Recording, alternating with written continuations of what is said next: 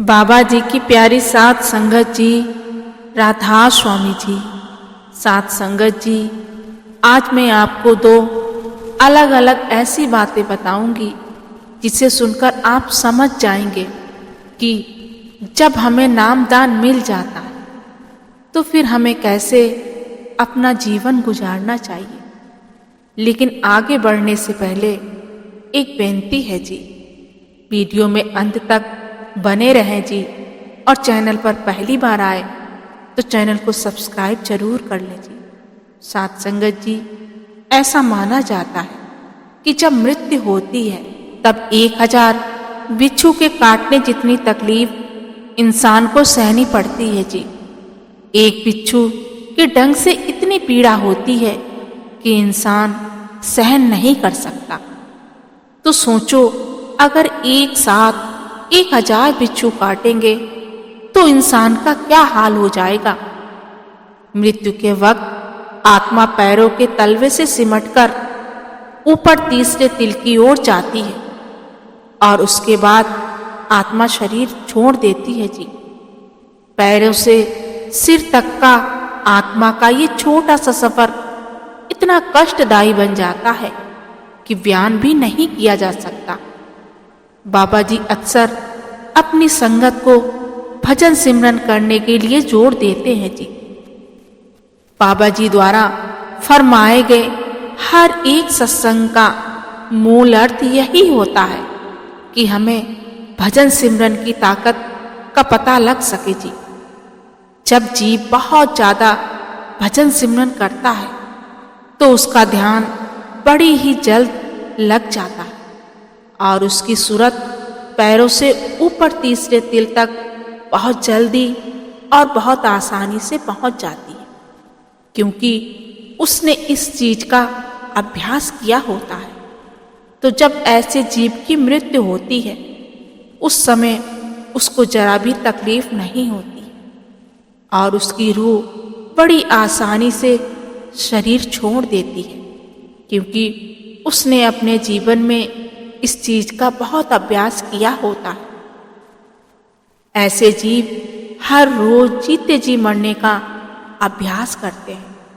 साथ संगत जी, ऐसे ही बाबा जी का एक बड़ा ही प्यारा सेवादार हुआ करता था, जो अपनी पारिवारिक जिम्मेदारियों को पूरा करने के बाद डेरे में ही रहने लगा।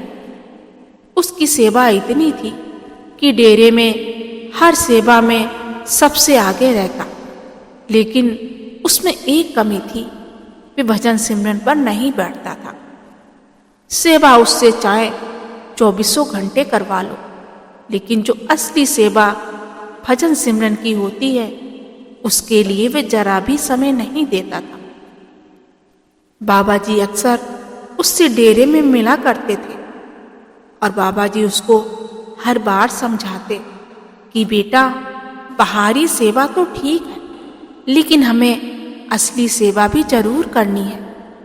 लेकिन वे बाबा जी की बात को नहीं मानता था और ये कह देता था कि बाबा जी, जैसे आप बाहरी सेवा करवा रहे हो ऐसे ही आप असली सेवा भी करवा लेना। मुझसे नहीं बैठा जाता।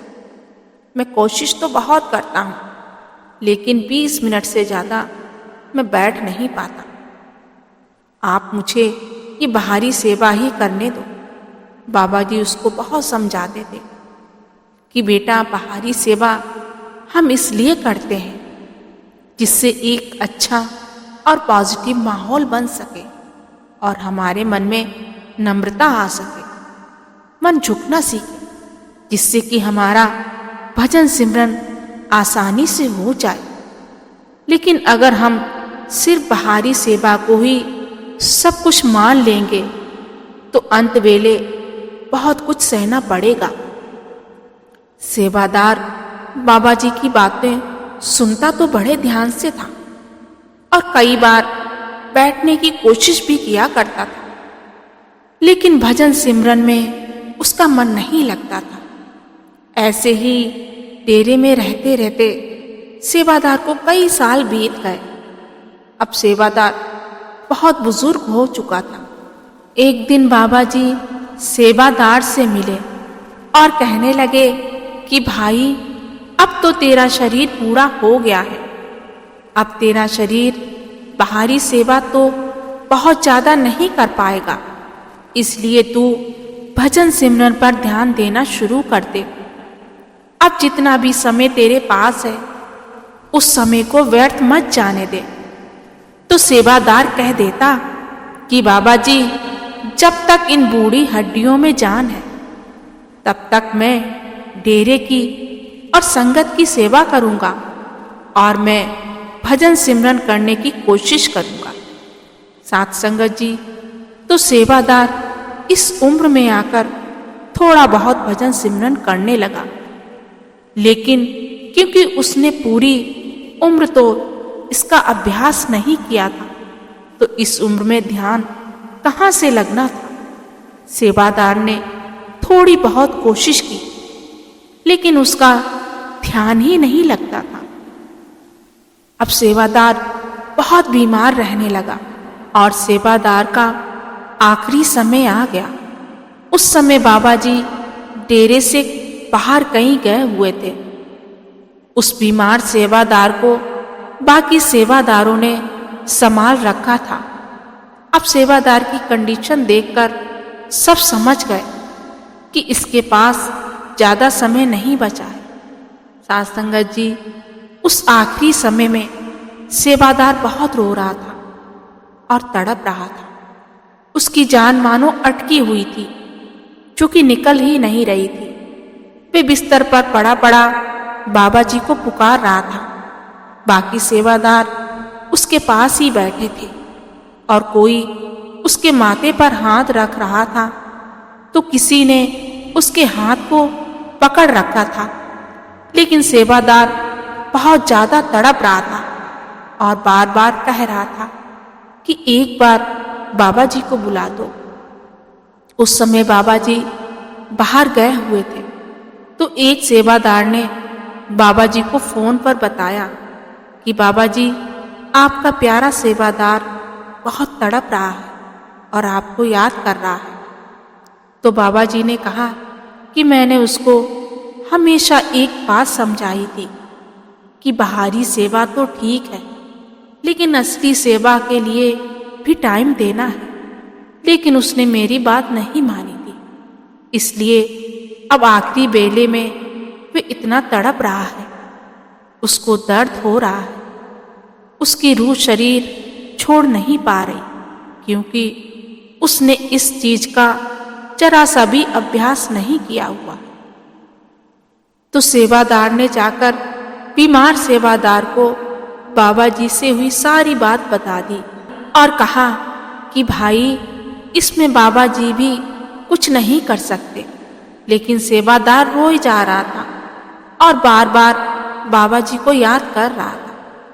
फिर उसी शाम को बाबा जी डेरे पहुंचे और सेवादार ने बाबा जी से जाकर कहा कि बाबा जी, आपका सेवादार बहुत पीड़ा में है, आप उसको एक बार दर्शन दे दो। बाबा जी भी सेवादार के पास गए और बाबा जी को देखकर सेवादार जोर जोर से रोने लगा। फिर बाबा जी ने सेवादार के माथे पर हाथ रखा और बाबा जी का हाथ माथे पर रखते ही सेवादार धीरे धीरे शांत हो गया और उसकी रूह ने शरीर छोड़ दिया।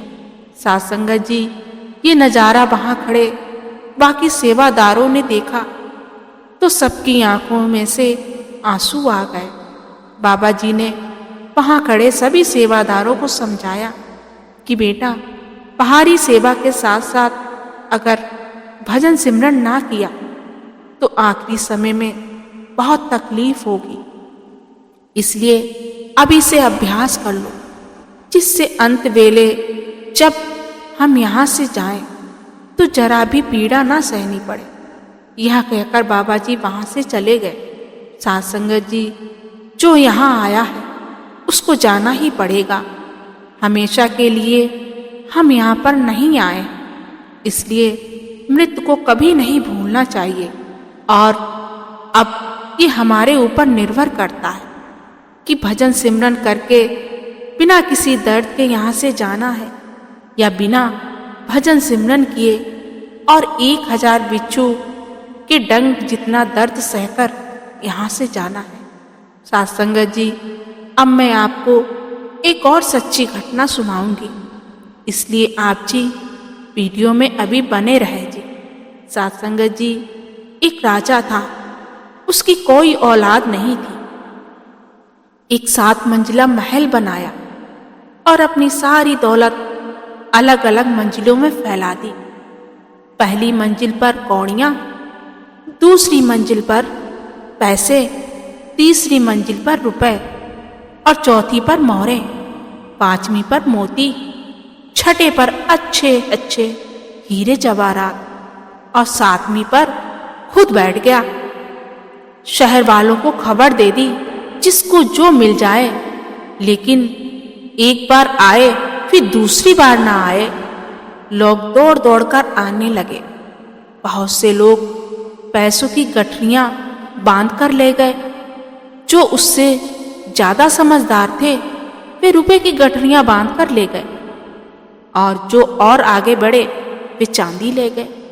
कुछ लोगों ने कहा कि नहीं, और आगे जाना चाहिए। वे मोहरे लेकर वापस आ गए, और जो आगे और गए फिर मोती लेकर आ गए, और जो ज्यादा समझदार थे वे भी आगे गए और हीरे जवाहरात लेकर आ गए। लेकिन एक व्यक्ति कहने लगा कि मैं सबसे ऊपर जाऊंगा और देखूंगा वहां क्या है। वह जब ऊपर पहुंचा तो देखा कि वहां राजा खुद बैठा हुआ है। राजा बैठकर इंतजार कर रहा है कि क्या उसकी प्रजा में से कोई ऐसा व्यक्ति है जो नीचे की सब वस्तुओं को छोड़कर ऊपर उसके पास पहुंचेगा। राजा ने उसका स्वागत किया और अपने सर से उतारकर उसके सिर पर अपना ताज रख दिया और उसको राजा बना दिया। साध संगत जी, हर जीव के भाग में यह ज्ञान नहीं होता कि जो कर्म हम इस जन्म में करते हैं उसी का फल हमें अगले जन्म में भुगतना पड़ता है जी। मगर दुख की बात है कि बहुत से लोग अपने जीवन को व्यर्थ के कार्यों में गवा देते हैं जी। जो बेटे बेटियों में उलझे रहते हैं वे अपनी उम्र पैसे इकट्ठे करने में गुजार देते हैं। जो लोग थोड़े समझदार हैं वे रुपये कमा लेते हैं। जो लोग नित्य नियम, नमाज, रोजा या व्रत आदि रखते हैं वे चांदी ले लेते हैं। जिन्होंने 9 द्वार छोड़कर अंदर पर्दा खोला वो आंखों से ऊपर चढ़े।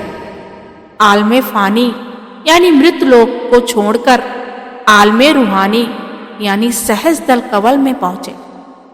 उन्होंने समझो मोहरें ले ली। जो ब्रह्म में पहुंचे उन्होंने मोती ले लिए। जो पार ब्रह्म में पहुंचे उन्होंने हीरे जवाहरात ले लिए। लेकिन जिन्होंने अपनी सारी जिम्मेदारियों को निभाते हुए मन और इंद्रियों को वश में करके जिसने ये कहा कि नहीं, मुझे तो धुर तक पहुंचना है, वे ऊपर गया तो आगे शहंशाह यानी अकाल पुरुष को बैठे देखा और अकाल पुरुष ने उसको अपने साथ मिला लिया। साध संगत जी, अब विचार करें कि आपके अंदर करोड़ों खंड ब्रह्मांड है, करोड़ों खुशियां हैं, सुख और शांति है। खुद खुदा या अकाल पुरुष आपके अंदर है। मनुष्य जन्म का सिर्फ और सिर्फ इतना ही मकसद है, उस कुल मालिक तक पहुंचना, उसकी शरण हासिल करना। इसलिए जो कुछ भी बन सके इसी जन्म में कर ले। आगे क्या हो किसको कुछ नहीं पता। साध संगत जी, इसी के साथ मैं आपसे विदा लेती हूँ। मिलते हैं अगली वीडियो में। जाने से पहले एक बेनती है जी, वीडियो अगर पसंद आई तो वीडियो को ज़्यादा से ज़्यादा शेयर जरूर करें जी। और चैनल पर पहली बार आए तो चैनल को सब्सक्राइब जरूर कर ले जी। गुरु प्यारी साध संगत जी, राधा स्वामी जी।